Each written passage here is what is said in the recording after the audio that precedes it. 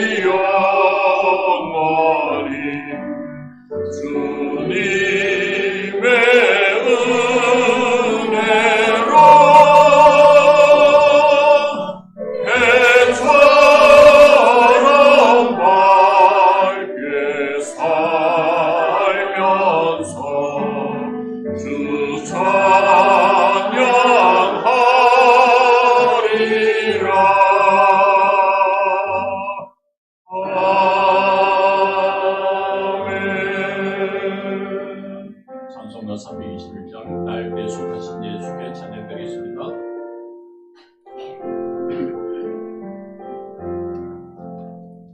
날 배속하신 예수께 내 생명 모두 드리니 늘 진실하게 하소서. 내 구주 예수여, 나 구주 위에 살리라. 내 기쁨 한량 없으니 내 갈 길 인도하소서. 내 구주 예수여, 날 구원하신 예수는 일평생 의지하오니 날 영접하여 주소서. 내 구주 예수여, 나 구주 위에 살리라. 내 기쁨 한량 없으니 내 갈 길 인도하소서. 내 구주 예수여, 주 십자가에 달리사 날 자유하게 했으니 내 몸과 마음을 주 위에 나쓰게 하소서. 나 구주 위에 살리라. 내 기쁨 한량 없으니 내 갈 길 인도하소서. 내 구주 예수여,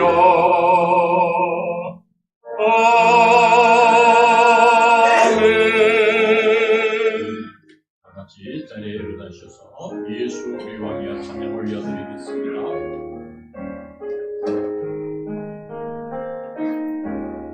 예수 우리 왕이여 이곳에 오셔서 우리가 함께 드리는 영광을 받아주소서. 우리는 주님의 백성, 주님은 우리 왕이라. 왕이신 예수님 오셔서 좌정하사 다스리소서. 예수 우리 주시여 이곳에 오셔서 우리가 주께 드리는 찬양을 받아주소서. 우리는 주님의 종들, 주님은 우리 주시라. 주 대신 예수님 오셔서 이 찬양을 받아주소서.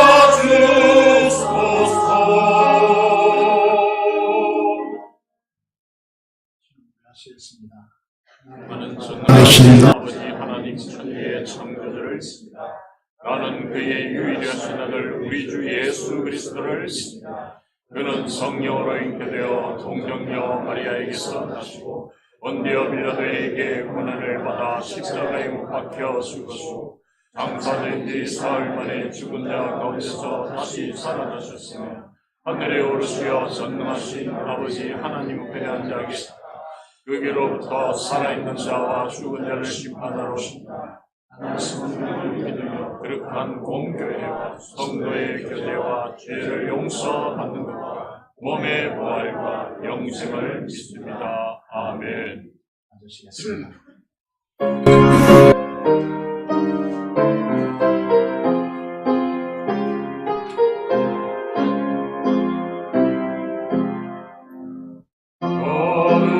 거룩하신 하나님, 전능하신 아버지, 우주 만물 창조하신 살아계신 하나님, 아름다운 세상에 우리 살게 하시니 거룩하신 하나님께 경배 찬양합니다. 거룩하신 하나님, 자비하신 아버지, 모든 죄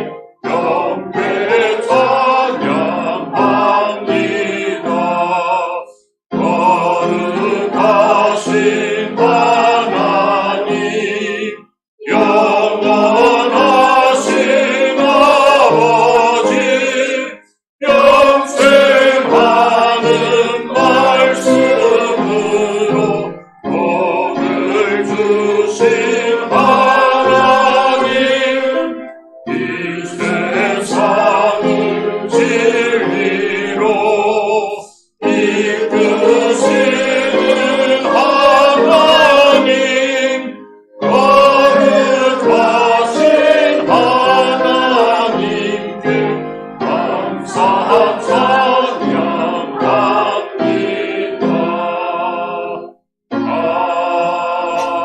아멘. 만물이 소생하는 이 계절에 전능하신 주님 존전 앞에 나와 예배드리게 해주심을 감사드립니다. 마음과 뜻과 정성을 다해 드리는 예배, 주님 기뻐 받으시는 예배가 되게 하여 주시옵소서. 은혜와 성령이 충만한 교회, 그의 나라와 의를 먼저 구하는 믿음과 순종의 역사가 나타나는 교회가 되게 하여 주시옵소서. 주님 주신 그 사명을 잘 감당케 하여 주시고 어려울 때마다 기도하게 하여 주시옵소서. 부활절을 앞두고 있습니다. 십자가의 그 사랑과 고난을 묵상하며 기도하며 시간을 보내게 하는 은혜와 감사가 넘치는 날들이 되게 하여 주시옵소서. 복음을 전하고 또 전해서 많은 분들이 우리 교회에 나옴을 받을 수 있도록 주님께서 인도하여 주시고, 또 교회가 정축되면 그 본당에 그 자리가 차고 넘칠 수 있도록 주님께서 인도하여 주시옵소서. 사랑과 또 은혜가 넘치는 아름다운 우리 목장이 될 수 있도록 도와주시고, 그 목장이 성장해서 날마다 배가 되는 역사가 있게 하여 주시옵소서. 우리 아이들이 이 주의를 소홀히 하지 않게 하여 주시고 믿음으로 든든히 세워지는 다음 세대가 되게 하여 주시옵소서. 정축을 진행하고 있습니다. 주님께서 이 모든 계획과 절차를 인도하여 주시고 또 그 건축이 주님을 기뻐하게 하시고 또 영광 돌리는 건축이 되게 하여 주시옵소서. 세우신 목사님 강건하게 하여 주시고 준비하신 말씀 선포하실 때 그 말씀 따라 살아가는 우리들이 다 되게 하여 주시옵소서. 찬양대 정성껏 준비한 찬양 주님께 올려드릴 때 주님 홀로 영광 받으시고 우리가 날마다 찬양으로 기뻐하며 살아가게 하여 주시옵소서. 또 3월부터 본격적으로 사역이 시작되었습니다. 우리 교회가 하고자 하는 모든 일들에 주님께서 간섭하여 주시고 또 그 일들을 통해서 은혜와 감사가 넘치게 하여 주시옵소서. 우리가 살아가는 여러 가지 일들에 어려움과 힘듦이 있을지라도 주님 다시 만날 그날까지 말씀과 기도와 그 은혜를 통해서 승리하며 살아가는 복되고 행복한 우리 성도들이 다 되기를 원하고 이 예배를 받아 주시옵소서. 감사드리며 예수님 이름으로 기도드리옵나이다. 아멘. 아멘.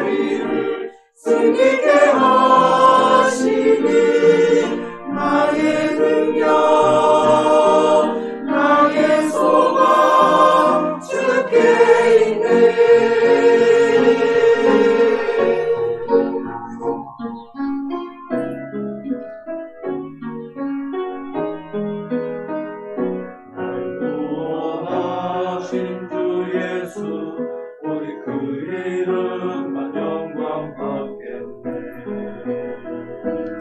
양만 모두 하시네 그의 자비로 날 채워주시네. 오 나의 가장 귀한 소망 주님을 아는 것 나의 맘과 정성 다해 주께 영광 돌리리. 나의 믿음 주께 있네. 십자가 능력이 내 영광 되었네. 주께서 우리를 승리케 하시니 나의 능력 나의 소망 주께 있네.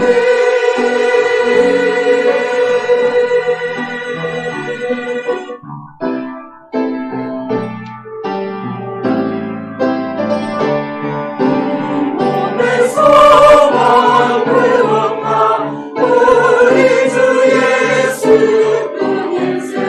우리 주 예수 밖에는 믿음이 아주 없도다. 주 나의 반석이시니 그 위에 내가 서리라 서리라. 나의 믿음 주께 있네. 십자가 능력이 내 영광 되었네. 주께서 우리를 승리케 하시니 나의 능력 나의 소망 주께 있네.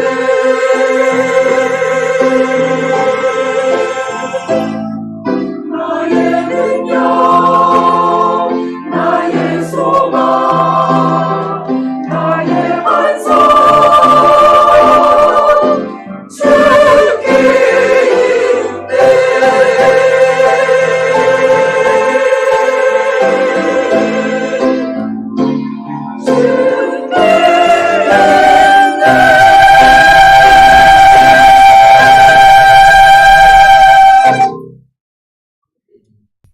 기도드리겠습니다. 하나님 아버지 감사합니다. 우리를 주님의 종전에 불러주시고 하나님을 찬양케 하여 주시며 간절한 기도를 드리게 하심을 감사합니다. 우리 기도에 합력하시고 찬양을 받아주시며 주님 홀로 영광 받으시옵소서. 수고한 모든 종들의 수고를 하나님께서 음량하여 주시고 이 시간도 국문에 있는 우리의 사랑하는 형제들과 또 해상에 수고하는 우리의 지체들 하나님께서 기억하여 주시고 하나님의 장중에 붙들어 주시기를 간절히 손을 드립니다. 이 시간도 나와서 하나님 앞에 간절한 기도를 드리는 주의 종들의 자녀들의 기도를 흠량하시고 속히 응답하여 주시기를 간절히 손을 드립니다. 한절기에 감기로 고통받는 주의 자녀들이 많습니다. 하나님께서 치료하여 주시고 속히 정상으로 돌아올 수 있도록 하나님께서 역사해 주시며 이 시간도 이 자리에 나오지 못하고 영상으로 드리는 주의 종들의 예배를 하나님께서 흠량하여 주시기를 간절히 손을 드리며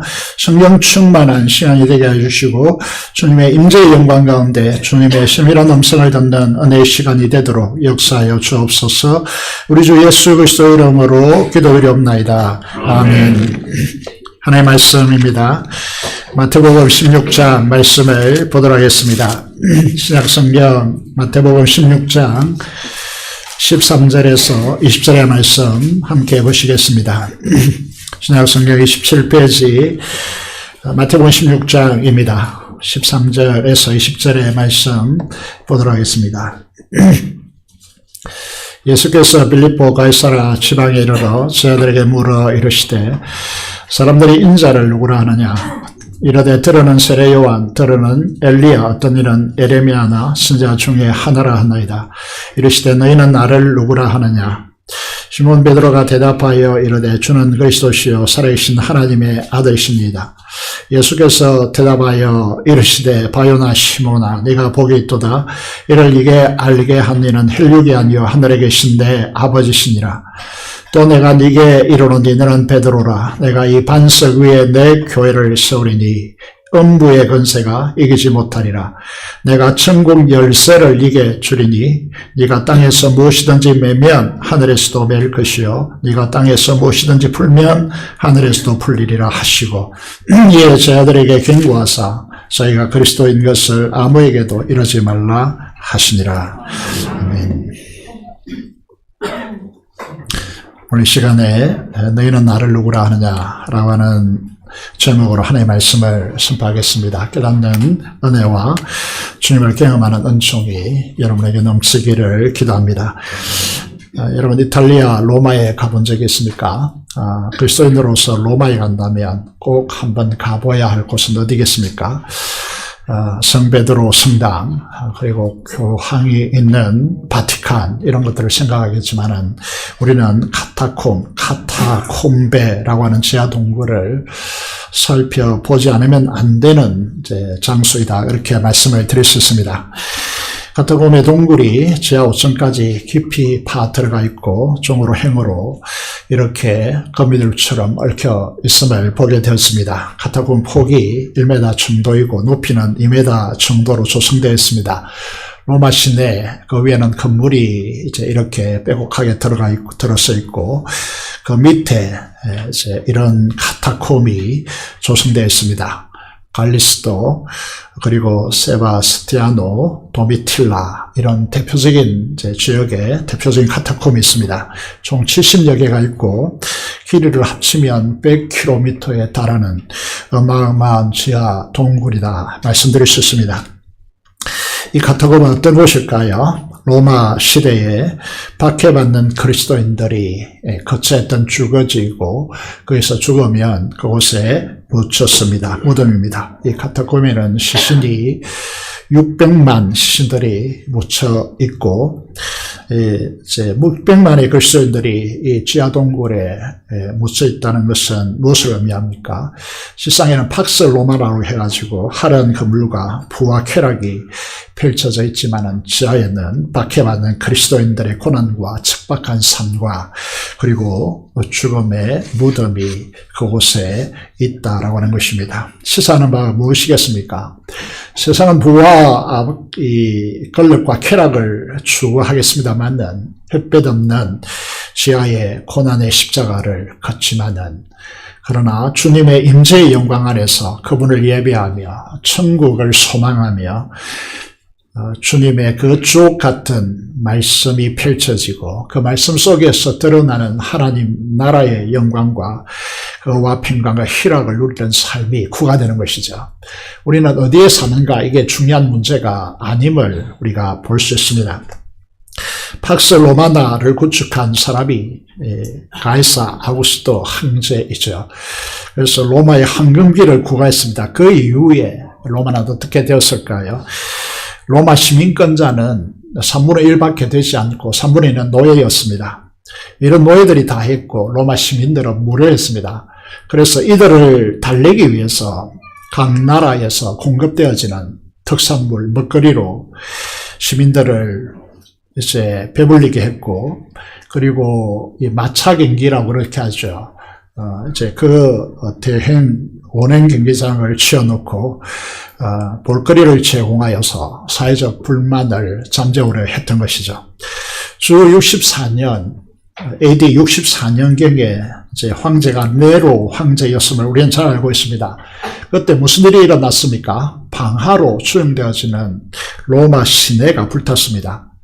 그래서 이런 어떤 소문이 퍼지게 되었는가 하면 네로 황제가 똑똑해서 시를 쓰기 위해서 로마 시내를 불태우고 그것을 통해서 시를 썼다라는 소문이 퍼지기 시작했습니다. 그러면 황제는 희생양을 이제 필요로 했고 희생양을 찾기 시작했습니다. 그 희생양이 누굽니까? 기독교인들이었습니다. 왜 희생양이 되었는가? 두 가지 문제 때문에 그랬습니다. 한 가지는 뭐죠? 그것은 그리스도인들은 예수님을 나의 주, 나의 하나님이라고, 주라고 그렇게 고백했습니다. 이게 왜 문제가 되었습니까? 로마 황제를 신성하고 거기에 절하게 했습니다. 그것을 거부하는 것입니다. 우리에게는 주는 예수 그리스도밖에 없다라고 그리스도인들이 고백한 것이고, 이것은 곧 로마 황제에 대한 반역을 의미합니다. 그래서 수많은 그리스도인들이 순교의 현장에 서게 되어졌죠. 두 번째 문제는 무엇입니까? 기독교에 있어서 절대적인 것이 성찬입니다. 우리가 잘 아는 대로 오병이어의 기적 이후에 예수님께서 요한복음 6장에서 성찬을 설명하죠. 예수님께서 말씀하십니다. 진실로 진실로, 엄청나게 중요한 말씀이란 뜻이고, 인자의 살을 먹지 아니하고 인자의 피를 마시지 아니하면 너희 속에 영생이 없다. 이러니까 이해가 안 됩니다. 그래서 수많은 예수님을 따르는 제자들이 물러갔다. 12명밖에 남지 않았다. 이렇게 되어 있고, 주님께서 말씀하십니다. 내 살을 먹고 내 피를 마시는 자는 영생을 가졌고 마지막 날에 내가 그를 다시 살리리라 말씀하시면서, 내 살은 참된 양식이요 내 피는 참된 음료로다. 그렇게 말씀하고 있습니다. 이 말씀을 가지고 주님의 살과 피는 그리스도인들에게 절대적인 것입니다. 그런데 로마는 비열하게 이 절대적인 성찬의 신앙을 문제 삼아서 어떻게 호도하게 되었습니까? 기독교인들은 자녀를 살해하고 그 살을 먹고 그 피를 마시는 짠악하기 그지없는 반인륜적 야만이다 라고 매도한 것입니다.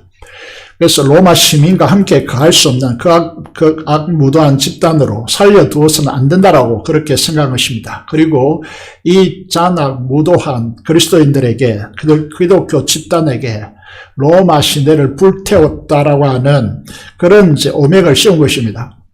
로마의 위협적인 존재이고, 그래서 이들을 결코 살려없는 존재로, 이들을 죽이는 것은 당연한 것이고, 그래서 처참하게 죽여서 본보기로 삼아야 되고, 그리고 로마 시민의 무능한 로마 시민의 쾌락을 주기 위해서 어떻게 했다는 거죠. 앞선 이제 화면에서 보였습니다만은 불태워 죽이고, 이렇게 장대에 매달리게 해서 기름을 부어 태워 죽이고, 그리고 사자의 이빨에 굶주린 사자의 밥이 되게 하고, 여러분 검투사 훈련시켜서 검투사의 칼날에 찔려 죽이는 이런 잔인한 이제 죽음의 대상이 되었던 것이죠. 이 상황 속에서 그리스도인들은 어떻게 지내겠습니까?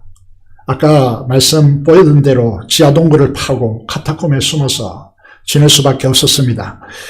성도들은 그리스도인이라고 하는 신분을 은밀하게 밝히기 위해서 어떻게 했습니까? 물고기 그림을 그려서 표시를 했습니다. 내가 그리스도인입니다 라고 하는 표시를 어떻게 표시한 것이죠? 암호와 같았습니다. 물고기를 그린 것이죠.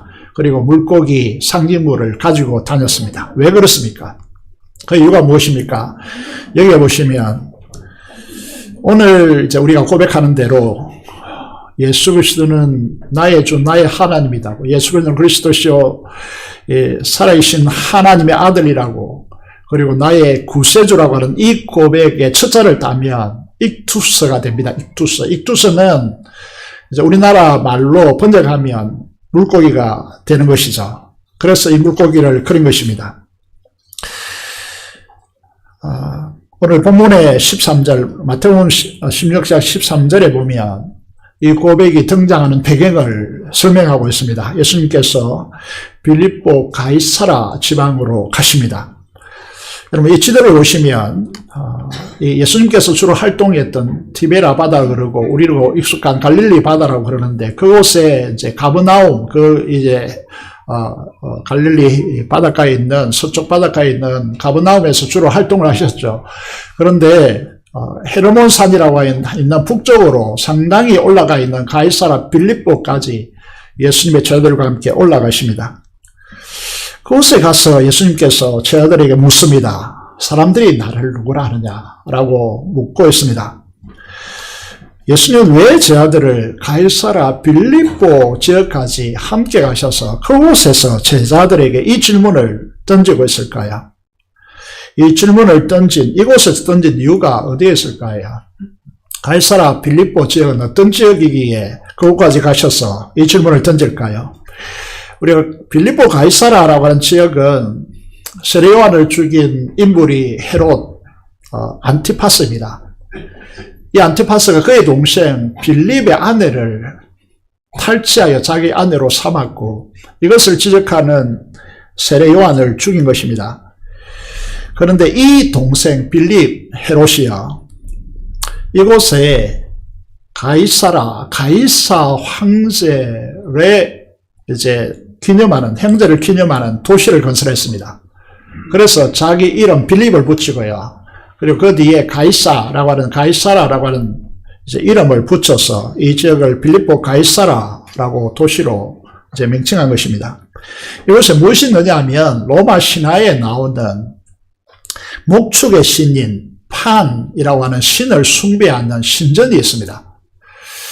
그래서 이곳에 왼쪽에 보시면 판 신전이 있고 이 오른쪽에 보시면 가이사 황제를 신격가에서 숭배하는 가이사 황제 신전이 구축되어 있습니다.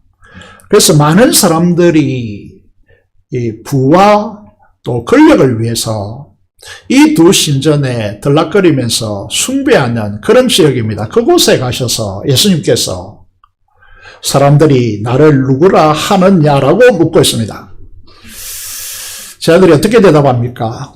어떤 이들은 이제 헤롯이 헤롯 안티파스가 걱정한 대로 세례 요한이 다시 살아난 것이다, 이렇게 말하기도 하고, 어떤 사람들은 어떻게 말합니까? 선지자 엘리야, 에레미야 혹은 다른 선지자라고 말합니다 라고 저희들이 대답합니다. 무슨 말이죠? 사람들의 인식 속에는 예수님이 가이사 황제보다 못하고 판신보다 못하는 사람에 불과하다라고 하는 이야기를 하고 있다는 것이죠. 그래서 우리가 이제 예수님을 오늘 믿는다라고 고백하고 있습니다. 주님으로 부르고 있습니다. 그런데 이게 이제 점검되어야 될 중요한 문제라고 하는 것입니다. 진정한 신앙 고백이 왜 중요할까요? 왜 그 당시 사람들은 예수님을 하나님이라고 고백하지 못할까요? 왜 주시라고 고백하지 못할까요? 오늘 우리는 진정한 고백을 가지고 있는가? 오늘 본문이 익숙하지만 넘어갈 수 없는 이유는 바로 여기에 있다라고 말씀드릴 수 있습니다. 우리는 명단회전을 잘 알고 있습니다. 원군이 패배하여서 함선을 대부분 상실하고 13척 혹은 12척 남은 배를 가지고 이순신 장군이 일본 정예 함대 200여 척과 10만 대군을 격퇴한 엄청난 해전을 우리는 잘 알고 있습니다. 그래서 우리는 이 이순신 장군이라는 이 사람에 대해서 대부분 안다라고 생각합니다. 그런데 이순신 장군을 아는 것이 아니고 그분과 인격적인 교류가 만남이 있었던 것이 아니고 들어서 대해서 아는 것입니다. 그래서 예수님을 알고 신앙 고백을 하는 것과 여러분이 여기저기서 주워 들어서 예수님에 대해서 아는 것과는 완전히 다른 문제입니다.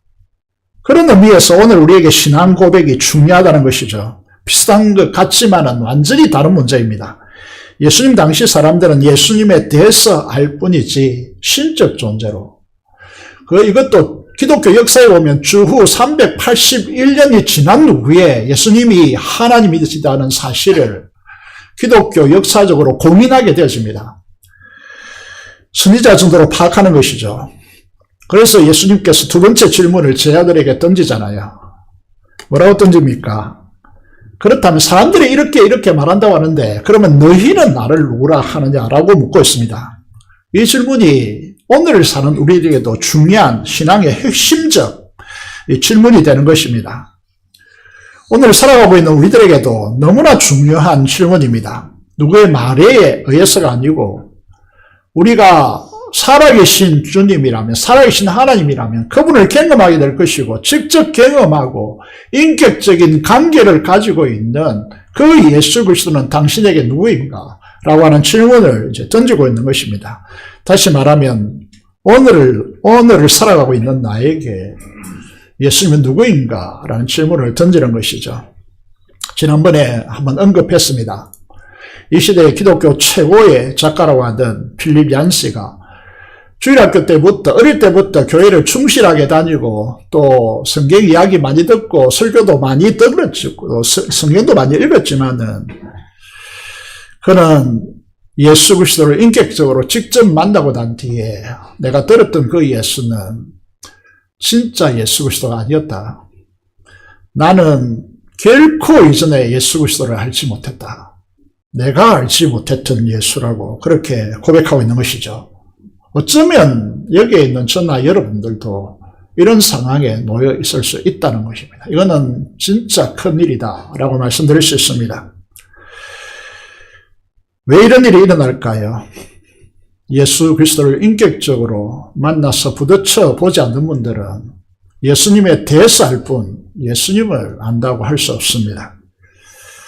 지난주 목요일에 전도하기 위해서 가다가 초락에 있는 작은 도서관에 들어갔습니다.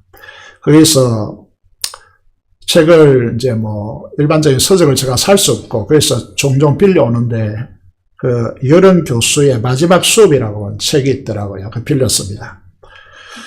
한국의 지성을 대표했던 이어령 교수도 딸의 투병과 기도로 주님을 인격적으로 만나게 되어집니다. 예수님에 대해서 아는 사람 말고 예수님을 직접 만난 사람들은 가만히 대화를 해보면 그 구사하는 언어가 다릅니다. 이런 교수는 예수님을 만난 사람들이 구사하는 놀라운 언어를 사용하고 있다는 사실을 책을 읽으면 직감할 수 있습니다. 무신론자의 기도라는 책에서 전에도 소개했지만 나 같은 죄인이 감히 좀 더 당신께 가까이 가도 되겠습니까? 묻고 있습니다. 그 언어에 예수님을 향한 경외심이 두려움이 깊게 묻어 있음을 발견할 수 있습니다. 이렇게 또 묻고 있습니다. 당신의 발가락을 가린 성스러운 옷자락을 조금 만져봐도 되겠습니까? 우리의 언어 속에 이런 정서가 녹아 있습니까? 주님의 영광 앞에 압도되어서 주님을 만난 자들이 가지는 이 겸비함의 언어의 색깔이 여러분 언어 속에 빚어져 있습니까? 사랑하는 여러분, 다시 질문합니다. 여러분 예수님을 아십니까? 예수님은 여러분에게 누구십니까? 베드로가 대답합니다. 어떻게 대답하죠? 주는 그리스도시요 살아계신 하나님의 아들이십니다. 왜 이 신앙 고백이 중요할까요? 참된 신앙 고백은 참된 믿음의 고백에서, 신앙은 참된 믿음의 고백에서 나오기 때문이죠. 예수님 부활하여서 제자를 만나는 그 자리에 예수님의 12제자 중 한 명인 도마가 없었습니다. 그 도마는 어떤 신앙을 가지고 있었냐면 내 눈으로 직접 보고 내 손으로 만지고 확인해야 되겠다. 그래야 내가 믿겠다라고 하는 스타일이죠. 예수님께서 제자들이 문을 잠그고 꼭꼭 문을 안에서 이제 잠가 걸고 있는데 예수님께서 그냥 문을 두드려서 들어온 것이 아니고 푹 그냥 통과해서 들어오십니다. 그러면서 도마에게 말씀하시죠. 이 손을 내밀어서 내 이 손자국, 못자국을 보고 옆구리에 손을 넣어서 창자국을 만져보라. 그렇게 말하고 난 뒤에 보지 않고 믿는 자가 복되도다 라고 말씀하시면서 이제 요한복음의 대주제입니다. 요한복음 10장 28절의 말씀은 이렇게 고백하면 도마가 대답합니다. 나의 주님이시오 나의 하나님이십니다. 이게 신앙 고백입니다. 주님을 만난 자들의 고백이라는 것입니다. 우리는 남의 이야기를 신나게 합니다. 그런데 주님을 직접 경험하지 못한 자는 주님을 만난 자의 삶의 스토리가, 삶의 이야기가 없습니다. 자기를 통해 숨쉬고 역사하시는 주님을 내어놓지 못하는 것이죠. 자기 자랑이나 항상 남의 이야기만 난무할 뿐입니다. 주님은 우리 심령에서 나오는 진솔한 자기 신앙의 고백적 이야기를 들으시기를 원합니다. 그래서 우리가 교회로 모였을 때 성도들이 진짜 신앙 고백을 가지고 주님을 인격적으로 만나고 주님과 연합하여 동행하는 사람들이 무엇을 기대하는 것입니까? 함께 모여서 주님의 스토리, 주님의 이야기를 나누기를 기뻐하고 기대하는 것입니다. 이것이 교회입니다. 신앙 고백은 가슴으로 해야 됩니다. 주님을 향하여 나의 주, 나의 하나님이라고 할 때 이 우리 삶에서 일어나는 주님의 역사로 가슴이 뜨거워져야 합니다. 우리가 나눌 때 감격의 눈물이 묻어나와야 합니다. 주님을 인격적으로 만난 진정한 신앙 고백이 이루어질 때 하늘의 그 영광이 내 성전된 내 몸에 차올라서 우리의 언어가 기도가 묻혀있는 언어가 되고 영광과 자기 고집이 꺾인 하늘의 빛살 가루로 이렇게 뭐라고 해야 될까 버무러진 언어가 구가되어야 합니다. 이게 교회의 언어들이죠. 어떤 이는 신앙이 무지하게 쉽다고 하는 분들이 있고 그게 맞는 말이죠. 어떤 이는 어렵다고 하는 사람들이 있습니다. 17절을 보면 그 이유를 이제 발견하게 되었습니다. 주님께서 나의 주시오 나의 하나님이시다라고 하는 요약하면 이런 겁니다. 이것입니다. 이 고백을 하는 이 베드로에게 주님께서 뭐라고 말씀하십니까? 바요나 시모나 바자는 아들이라는 뜻입니다. 요나의 아들 시모나 네가 뭐라고 합니까? 복이 있도다. 왜냐하면 이를 알게 한 너는 사람이 아니다. 혈육이 아니고 네가 무슨 지적으로 깨달아서 그렇게 된 것이 아니고 하늘에 계신 내 아버지께서 알게 하셨다라고 말씀하고 있습니다. 신앙 고백은 베드로 자신의 깨달음이 아니기 때문입니다. 하나님의 계시 열어주셔서 알게 하셨기 때문에 일어나는 역사입니다. 주는 그리스도시요 살아계신 하나님의 아들임을 알게 한 일은 혈육이 아닙니다. 사람이 아니라는 것이죠. 예수님이 말씀하십니다. 하늘에 계신 내 아버지이시다는 점을 분명히 하고 있습니다. 이 예수님을 향하여 나의 주 나의 하나님이라고 하는 이 참된 고백은 아무나 할 수 있는 것이 아닙니다. 하나님이 선택하여 그 선택한 자에게 보내주시는 하나님 보내시는 성령 하나님의 역사 안에서만이 가능한 일이라고 하는 것입니다. 그래서 복되다라고 하는 것입니다. 여러분들이 수많은 박사학위를 가져서 나의 주 나의 하나님으로 고백할 수 있는 것이 아닙니다. 절대로 일어나지 않는 일입니다. 오직 하나님께서 보내신 성령 하나님의 역사로만 가능한 것입니다. 이 진실된 신앙 고백을 가지고 있는 네가 정말 복되다, 하늘의 복을 받았다라고 말씀하고 있습니다. 그 이유를 고린도전서 12장 3절을 통해서 좀 글자가 작아서 죄송합니다만은 제가 읽어드리겠습니다. 그러므로 내가 너에게 알리노니 하나님의 영으로 말하는 자는 누구든지 예수를 저주할 자라 하지 않고 사도 바울의 유대인이기 때문에 신명기 21장 23절의 말씀을 보면 나무에 매달려 죽은 자는 하나님의 저주로 죽은 것이다 라고 명시하고 있습니다. 십자가 나무에 달려 하나님의 저주로 죽은 이 예수를 저주할 자라고 사도 바울은 그 전에 예수님을 인격적으로 만나기 전에 나의 주 나의 하나님으로 바뀌기 전에는 그렇게 생각했다는 것입니다. 성령으로 아니하고는 누구든지 예수를 주라 할 수 없다라고 못 받고 있습니다. 여러분이 진심으로 정말 예수님이 나의 주라고 하는 것은 어떤 의미냐면 로마 황제를 향한 고유 지칭 명사입니다. 그냥 주인이란 뜻이 아닙니다. 아도나이, 키리오스라고 하는 이 주라는 개념은 많은 속국의 왕들을 거느린 황제를 가리키는 로마 황제를 가리키는 고유 명사입니다. 이는 신격화되어진 존재로까지 부각되어진 인물을 주라고 지칭하는 것입니다. 예수 그리스도는 누구라는 것입니까? 만왕의 왕, 만주의 주가 되신다라는 고백입니다. 성령 하나님의 역사 없이는 여러분 마음속에 보내진 성령 하나님의 역사 없이는 택도 없다는 겁니다. 주라고 하는 고백, 나의 하나님이라는 고백이 일어날 수 없다는 것입니다. 따라서 믿음의 신앙 고백은 말할 수 없는 특혜요. 하늘의 복이 아닐 수 없습니다. 어떤 분은 이렇게 소개하더라고요. 뱃속에 있는 어린 아이의 생명줄과 같다. 이 신앙 고백은. 이 탯줄이 끊어지면 아이의 뱃속에 있는 아이는 죽습니다.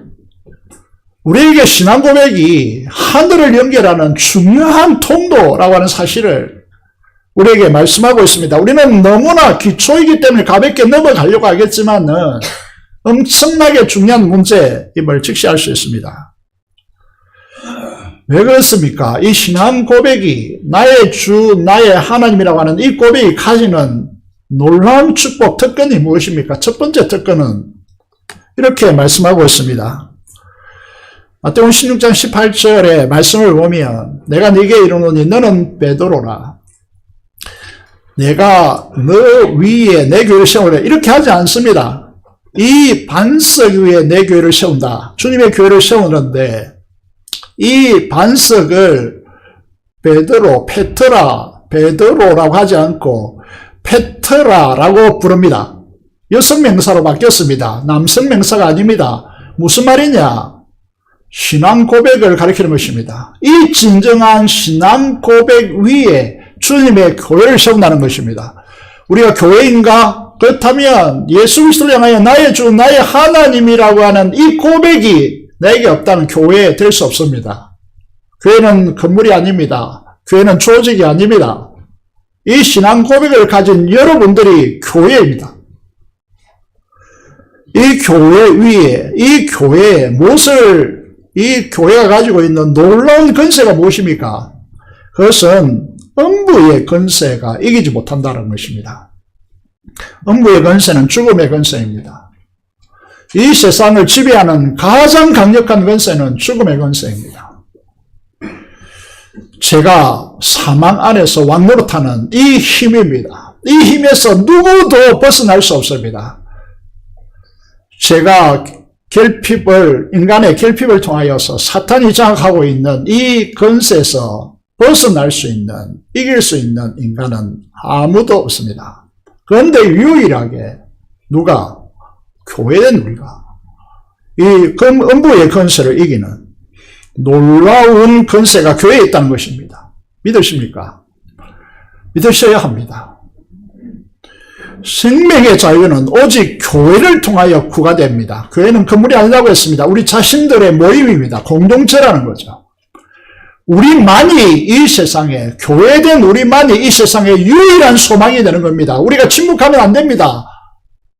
우리가 교회다워야지, 교회답지 않으면 안 됩니다. 왜냐하면 유일한 소망이기 때문에 그렇습니다. 음부의 권세를 이기는 능력이 교회를 통해서 구가되지 않는다면, 다시 말해서 이곳에 들어오는 죽음의 세력들이 이곳에서 묶이고 사그라지고 없어지지 않는다면 우리 교회는 존재할 이유가, 하등의 이유가 없다는 것입니다. 예수 그리스도가 주 하나님으로 통치하지 않고 사람이 주인 노릇하고 인간의 생각이 교회를 지배하면 아무리 교회에 사람이 많아져도 음부의 권세를 이기지 못합니다. 사탄의 수하에 떨어진 것이기 때문에 아무 능력이 구하되지 않고 그런 교회는 사탄이 신경 쓰지도 않습니다. 인간적인 냄새나는 사역만 가득하고 하늘의 영광이 구하되지 않는 것입니다. 이런 교회를 다니고 싶습니까? 그런 교회에 수십만이 모여도 아무런 힘이 없습니다. 그런 교회에 가서는 안 되고 가고 싶지도 않습니다. 교회는 음부의 권세를 가진, 음부의 권세를 이기는 놀라운 공동체입니다. 우리 교회에 들어온 모든 심령들이, 죄에 사로잡혀 있는 심령들이 우리 교회에 들어오면 그 죄가 사여지고 그 죄의 지배가 끝나고 천국 문이 환하게 열려서 천국이 구가되는 사람으로 바뀌어서 가야 됩니다. 그것이 우리가 존재하는 이유입니다. 이런 교회에 하나님께서 주님께서 뭐라고 말씀하십니까? 무엇을 준다고 하십니까? 천국 열쇠를 네게 주리니. 어떤 열쇠입니까? 맞는 키입니까? 땅에서 무엇이든지 매면 하늘에서도 매이고, 네가 땅에서 무엇이든지 풀면 하늘에서도 풀리리라고 그렇게 말씀하고 있습니다. 불완전하고 허물투성인 우리들에게 주님께서 불안하기 그지없는 우리들에게 천국 열쇠를 맡겨서 이 땅에서 우리가 매면 하늘에서도 매이고 이 땅에서 풀면 하늘에서도 풀리는 놀라운 특권을 우리에게 부여하셨다라고 말씀하고 있습니다. 교회는 다시 말하면 천국의 열쇠를 가진 공동체입니다. 엄청난 곳이죠.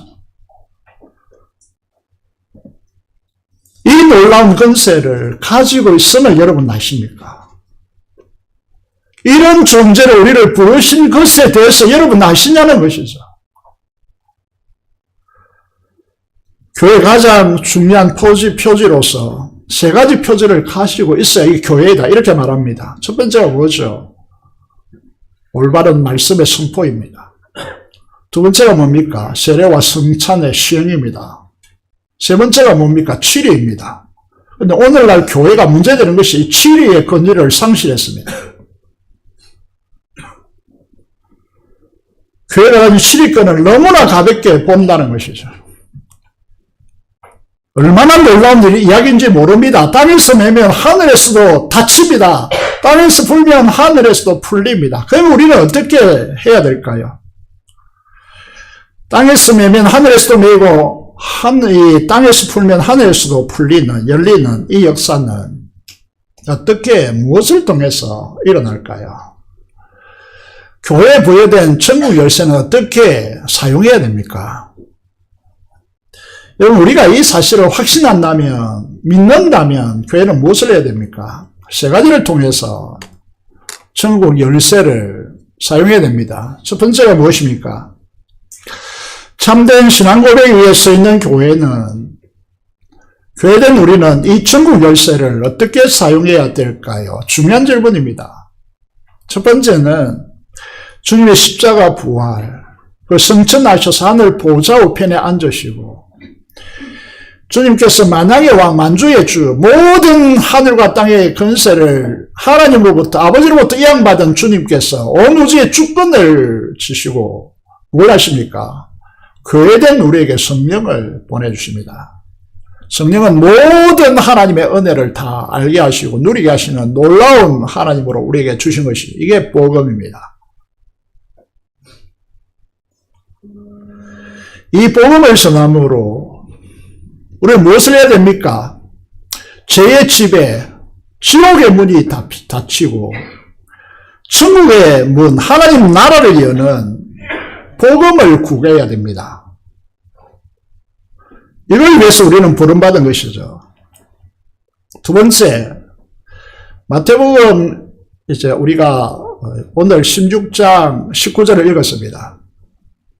하늘에서 매면 땅에서 매면 어떻게 된다고 했죠? 하늘에서도 매이고 땅에서 울면 하늘에서 풀리라고 말씀하시는데 똑같은 말씀이 마태복음 18장 18절에 있습니다. 따라서 중요한 마태복음 18장이 중요한데 중요한 이유는 이 말씀 전후에 어떻게 말씀이 풀어져 있느냐 하면 형제가 죄를 지었으면 두세 증인으로 가서 거기서 그 죄에서 구원해라, 건져내라 라고 말씀하고 있습니다. 그리고 잘 아시다시피 이 이후의 말씀은 어떻게 전개되어 있습니까? 몇 번 용서하면 됩니까? 7번 용서하면 됩니까? 베드로의 이 대답 속에 예수님은 이런 것이 7번이라도 용서해라고 하시면서 1만 달란트 비유를 말씀하십니다. 1만 달란트 빚진 자가 100개 날라온 빚진 자를 용서하지 못한다면 너희가 중심을 다해서 이 땅의 행제들, 지체들의 허물과 죄악을 용서하지 않는다면 하늘에 계신 아버지께서 너희의 죄를 용서하겠느냐라고 반문하고 있는 것입니다.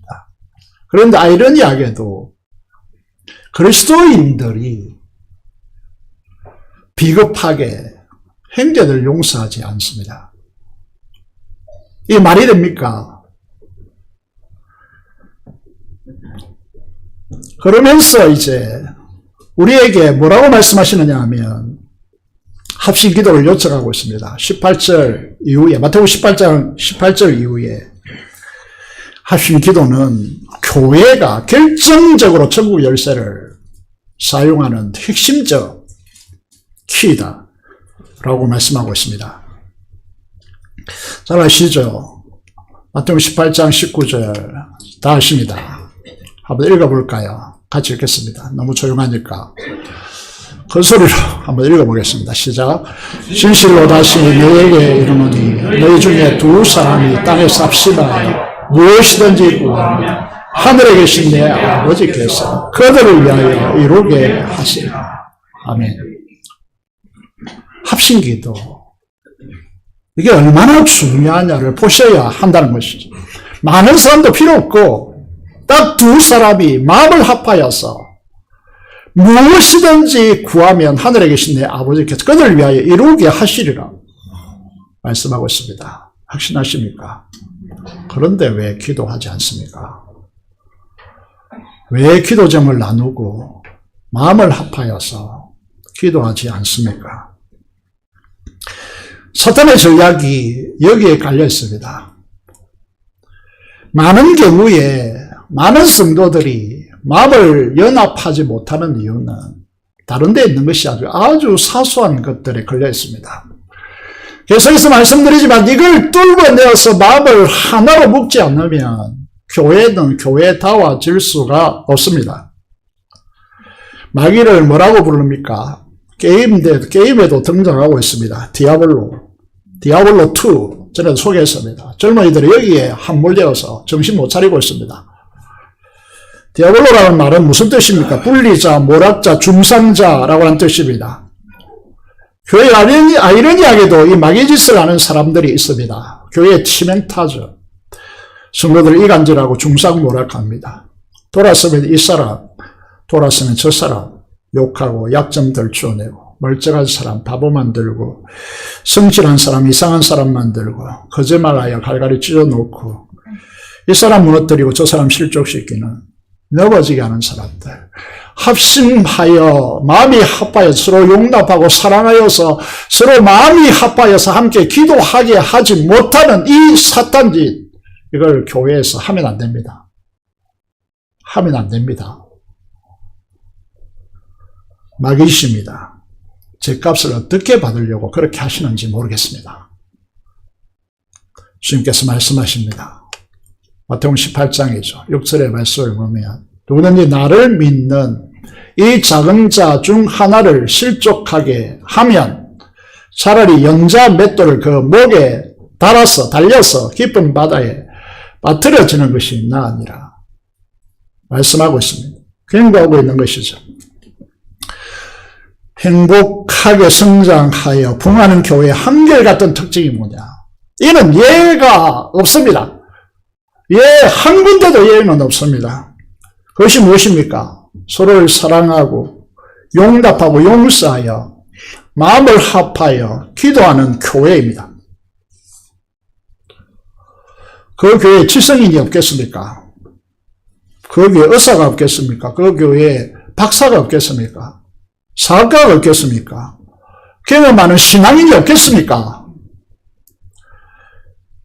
이 모든 것을 다 내려놓고 연합하여 기도하기 위해서 서로를 배려하고 서로를 용서하고 자신의 주장 의지를 포기하고 주님께서 합심하여 기도하라고 하는 이 천국 열쇠를 주셨으니 오직 주님 말씀을 붙들고 내가 연합할 수 없는 많은 사연들이 있음에도 불구하고 다 그리스도의 십자가의 보혈 안에서 다 용서하고 용납하고 마음을 합하여서 치열한 기도 제목을 받고 한 마음으로 기도하는 것입니다. 다시 말씀드리면 행복한 부흥을 이루는 교회는 단 하나의 예외 없이 이 역사가 전개되고 있다는 겁니다. 얼마 전에 10년 만에 엄청난 부흥을 이루는 장류의 어느 교회 갔더니 거기에 목사님이 이 사실을 말했습니다. 우리 교회는 한 영혼의 구원을 위해서 목장이 그 날짜를 정해놓고 밤에 2시간 이상씩 기도한다. 여러분, 목회자가 설교 잘하면 부흥될 것 같죠? 박식한 지식을 가지고 성경을 잘 풀어내면 부흥될 것 같죠? 그건 성경에 없는 말씀들입니다. 성경에 보장되어 있지 않습니다. 무엇이 보장되어 있습니까? 두 사람이 땅에서 합심하여 기도하면 무엇이든지 그들이 원하는 대로 그들을 위하여 이루어 주시겠다라고 하는 약속이 포장되었습니다. 서로 사랑하고 덮어주고 서로 손잡고 한 마음으로 기도 제목을 내고 서로 나누고 기도할 때 무엇이든지 원하는 대로 응답하시겠다라고 하는 하나님의 약속이 있습니다. 이게 땅에서 풀면 하늘에서 풀리는 하나님의 역사입니다. 공부하는 친구들은 하늘의 총명을 부여받고 직장인들은 최대의 분별력을 가지고 직장을 이롭게 하고 사업가들은 매번 부딪히는 정말 이 극박한 이 상황 속에서 주님께서 앞서 행하셔 다 정리해버리고 하늘의 하나님이 역사하시는 현장을 합심기도를 통해 뚫어내야 교회가 교회다워지는 거 아니겠습니까?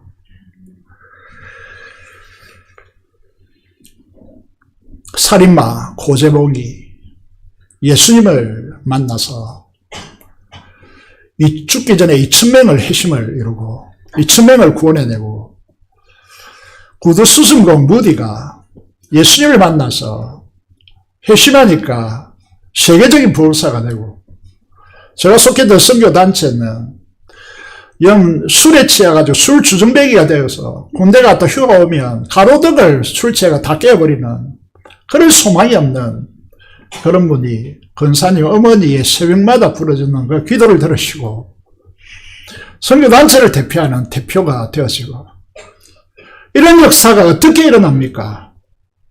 기도에 달려있는 것입니다. 여러분들의 합심 기도에 달려있는 것입니다. 여러분 자녀가 지금 어떤 상태에 있는지 몰라도 자녀를 놓고 내 혼자가 아니고 합심하여 누군가에게 기도 제목이 나누어지고 기도하여 그 기도가 응답된다면 그래서 그 자녀가 하나님께 성령 하나님의 붙들림 받는다면 그 미래를 누가 장담하겠습니까?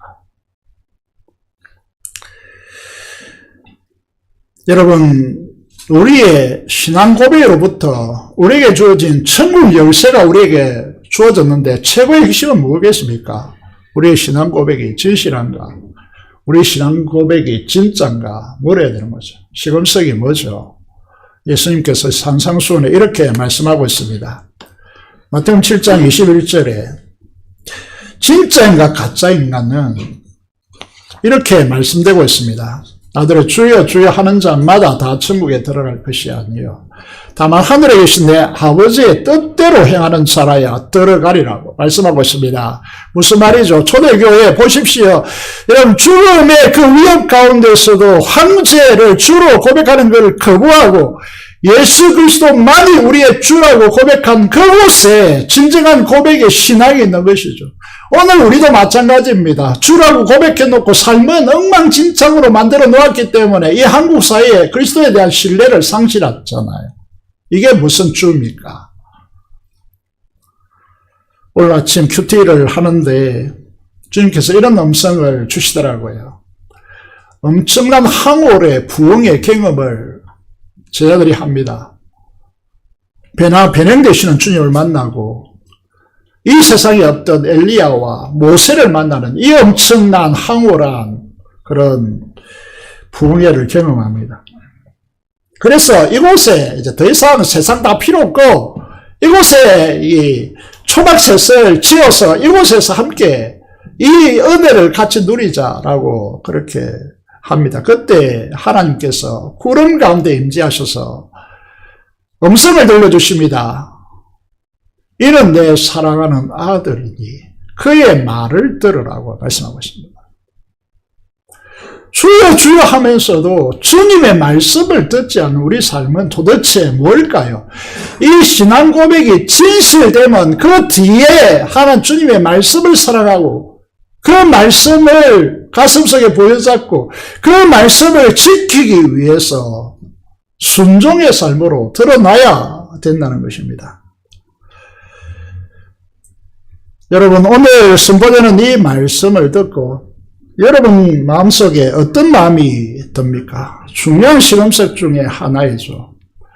주님이 참된 신앙 고백으로 그에든 나에게 음부의 권세를 이기는 천국 열쇠를 맡겼었다는 이 사실 앞에 가슴이 먹먹해져 옵니까? 나를 이렇게까지 사랑하시며 엄청난 그 천국 열쇠를 나에게 맡기시고 나를 통하여 하나님의 나라가 열리고 닫히는 권세를 나에게 맡기신 주님의 이 말씀 앞에 가슴 터질 듯한 감격이 내가 뭐라고 이걸 나를 신뢰하시고 나에게 이런 엄청난 권세를 맡겨주셨는가에 대한 감격이 여러분에게 있습니까? 여러분 신앙이 무료하십니까? 이 엄청난 감격이 있기 때문에 내가 어디로 가야 하고 어떻게 살아가야 될지 다시 시작하는 그런 역사가 우리 인생 속에 전개되는 것이죠. 재건부상교회 성도의 자리란 어떤 부름을 받고 있는지 여러분 아십니까? 여러분이 가야 할 길은 우리를 부르신 은혜의 길 따라 나를 보내신 진리의 길 따라 가야지 내가 원하고 내가 원하는 그 원함이 성령 하나님으로부터 오는 것도 아니고 내 자신이 원하는 그 길을 가면 안 됩니다. 내 모든 건 내어드리고 내 삶을 드리며 주를 예배하며 주님께서 보내신 그 진리의 길 따라 걸어가야지. 이게 아돈나이 주라고 하는 고백 속에 있는 사람들의 모습이지 않겠습니까? 우리의 자랑은 전통이 아닙니다. 주 예수 그리스도 그분에 대한 고백이고 그분의 복음이 우리의 자랑입니다. 복음으로 천국을 열고 합심기도로 막힌 것을 닫힌 것을 벽에 부딪힌 것들을 열고 터는 이 사람들이 하나님께서 부르신 사람들이죠. 여기에 대한 흥분하고 감격하는 삶이 있습니까? 여기 이 사항이 우리의 심령을 사로잡아야 우리 청년들이 살아나죠. 우리 아이들이 미래로 가는 길을 열죠. 이런 백날 부모로서 이렇게 해야 되지 않겠니? 저렇게 해야 되지 않겠니? 이래봤자 아무런 소용이 없는 거죠. 이 말씀들이 그 심정을 사로잡아야 그 길이 열리는 것이죠. 막혔던 내일을 향하여 갈 수 없는 길을 열지 못했던 친구들의 길이 열리는 것이죠. 사랑하는 여러분 어떤 삶으로 살아가고 있습니까? 오늘 요즘 시대에 강력하게 쓰임받은 교회가 있습니다. 그 교회를 자주 들여다보고 있는데 이렇게 이제 그 목사님이 설교하시더라고요. 금요 기도회를 그 교회는 2시간 반, 3시간 하는데 그 교회 보니까 젊은이들이 이게 모자라가지고 이 앞에 이렇게 쪼그려 앉아 다 있더라고요. 다 있고 말씀을 듣고 있는데 직분자들은 다 금요기도에 출석을 부른다는 출석을. 왜 출석을 부르겠습니까? 이 합심 기도의 위력을 알고 있기 때문에. 합심하여 기도하면 무엇이든지 열린다는 사실을 천국 열쇠의 개념을 잡고 있기 때문에. 출석 부른다고 오겠습니까? 그런데 모두 다 동의하에 그렇게 한다는 거죠.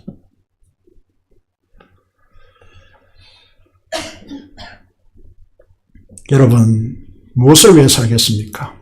진정한 신앙 고백을 나의 주, 나의 하나님이라고 고백하고 있습니까? 그분은 나의 왕이시다라고 하는 고백을 가지고 있습니까?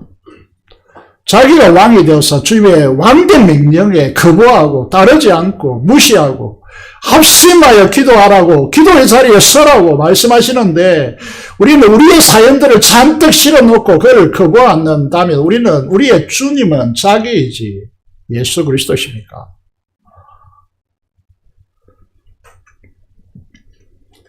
우리 교회 집사님 중에서 다대포에 계시는 분이 계신데 새벽기도 그 다대포에서 이곳까지 오시더라고요. 이분이 바보라서 그렇습니까? 멍청해서 그렇습니까? 또 돈이 많아서 그렇습니까? 사랑입니다. 천국 열쇠를 맡은 자리라는 이 엄청난 감격에 그분의 마음속에 자리 잡고 있다고 믿어지기 때문에 그렇습니다. 이런 사람들에게 여러분 기도 제목을 놔두고 부탁하셔야죠. 그래서 한 마음으로 기도하셔야죠. 여러분과 마음을 하나로 묶어 기도한다면 어떤 것도 응답되어지는 역사가 일어날 것입니다. 저 말이 아니죠. 주님의 약속입니다. 사랑하는 재건부산교회 성도 여러분, 그리고 이 영상을 보는 성도 여러분, 이 놀라운 축복을 누려가는 진정한 신앙 고백을 가지고 마음을 합하여서 합심 기도로 천국의 열쇠를 가지고 땅에서 메고 지옥의 문을 묶고 지옥의 건세, 사탄의 건세를 묶고 천국을 열어놓는 그런 복된 성도들의 자리에 있기를 주님의 이름으로 축원드립니다. 기도를 드리겠습니다. 오늘 말씀을 통해 여러분에게 말씀하신 바를 가지고 하나님께 기도하도록 하겠습니다. 여러분이 수많은 난제를 안고 있습니다. 꼭 응답되어야 될 기도 제목들이 있습니다. 하나님 아버지, 우리 교회가 그 기도 제목을 나눌 때에 그것들이 다 응답되어지는 놀라운 교회로 변화될 수 있도록 하나님께서 우리를 축복하여 달라고, 많은 긴박한 순간에 놓여 있는 많은 기도 제목들이 있습니다. 하나님, 우리의 기도를 사용하여 달라고, 그래서 천국 열쇠를 바로 사용하는 교회가 되게 해달라고, 용서하는 마음이 없고 이간질하는 그런 삶의 자세 가지고 있다면 하나님께서 용서하여 주시고 보혈로 우리를 씻어주시고 연합되어 한음성으로 하나님께 기도하는 우리 교회 되게 해달라고, 민족봉화 통일을 파송된 선교사를 위해 한음성으로 기도하겠습니다. 살아계신 아버지 하나님, 은혜를 감사합니다. 하나님께서 우리를 사랑해 주시고 여기까지 우리를 부르셨습니다. 하나님의 진실한 하나님의 역사가 우리에게 필요합니다. 하나님께서 우리를 사랑하여 주시고 움직여 주시고 위로하여 주시며 능력으로 행하여 주시기를 간절히 손을 드립니다.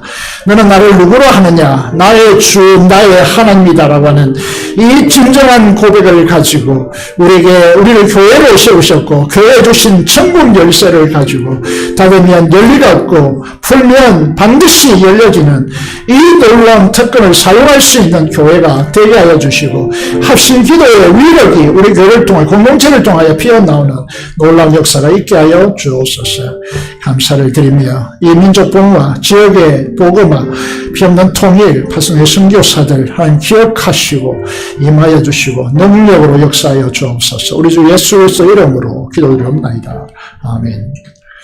찬송가 341장 찬송 드리면서 준비한 대로 헌금하도록 하겠습니다.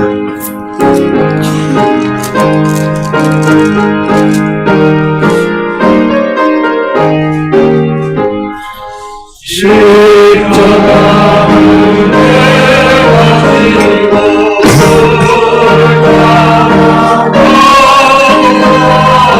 이제부터 예수로 나의 원에 삼겠네. 세상에서 누구이 없나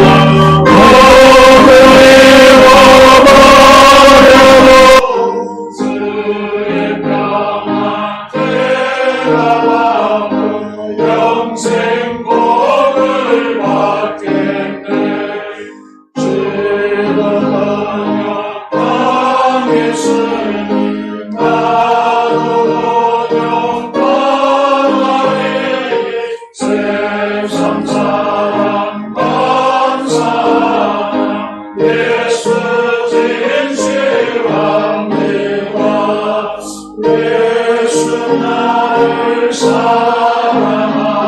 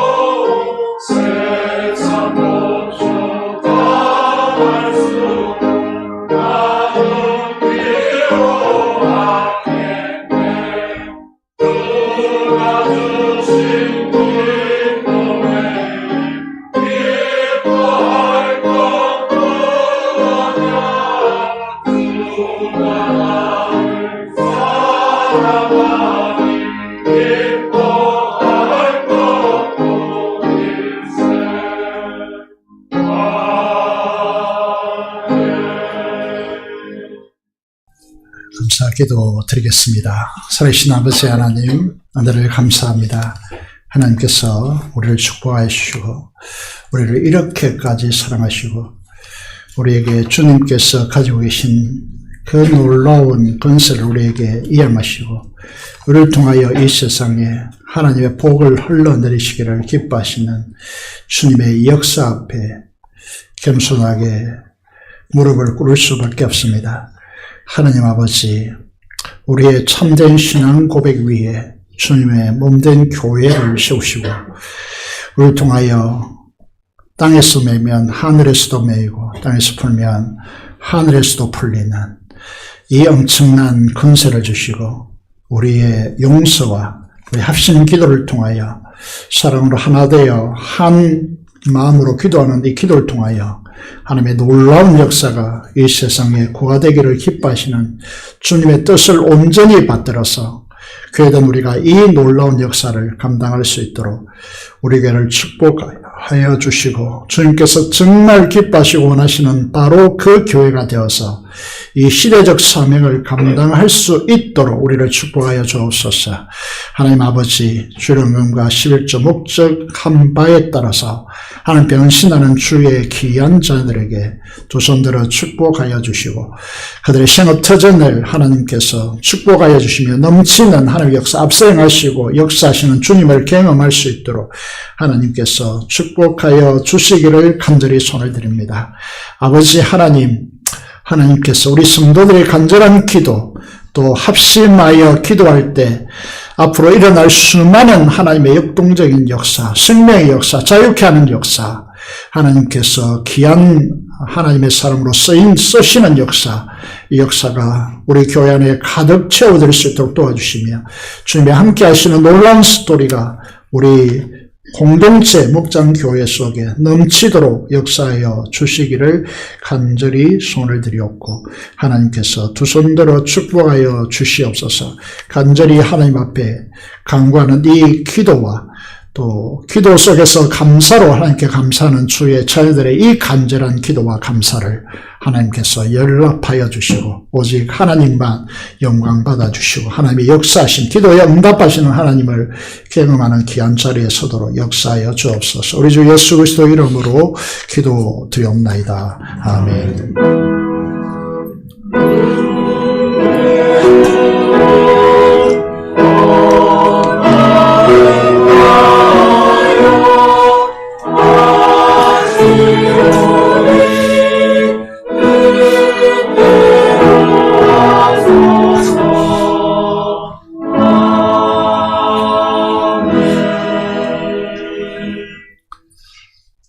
예, 감사합니다. 교회 소식입니다.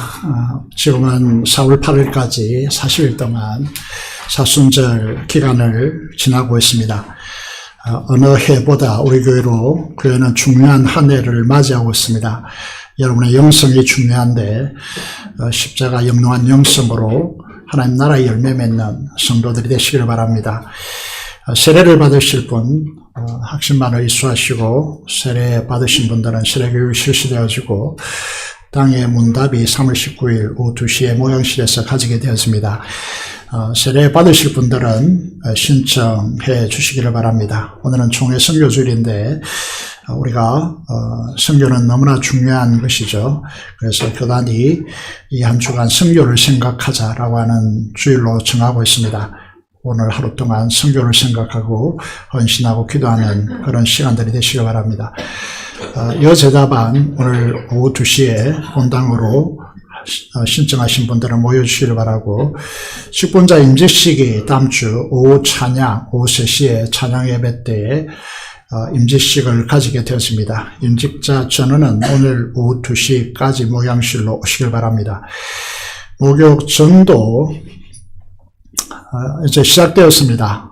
관심을 가지시고 전환되어진 이 전도에 함께 해주시길 바랍니다. 금요 기도회가 계속되고 있죠. 금요일 9시 오늘 말씀대로 합심 기도 너무나 중요한 교회에 주신 특권이죠. 합심하여 기도하는 일에 함께 해주시기를 바랍니다. 이번 주 토요일 날은 시공사 업체 선정을 위한 설명회가 있습니다. 많은 기도를 부탁드리겠습니다. 이번한 우리 문풍자 성도님, 박철수 성도님을 위해서 계속해서 기도해 주시면 감사하겠습니다. 오늘 기독기획부 모임이 오늘 오후 2시 예배 대기실에서 가진다고 합니다. 기획부는 모여주시기를 바라겠습니다. 그리고 오늘 김담비 자매님, 조순자 간사님 손녀이시죠. 오랜만에 오셨습니다. 함께 교제해 주시면 감사하겠습니다. 감사합니다. 다 일어나셔서 찬송가 5장 찬송하도록 하겠습니다.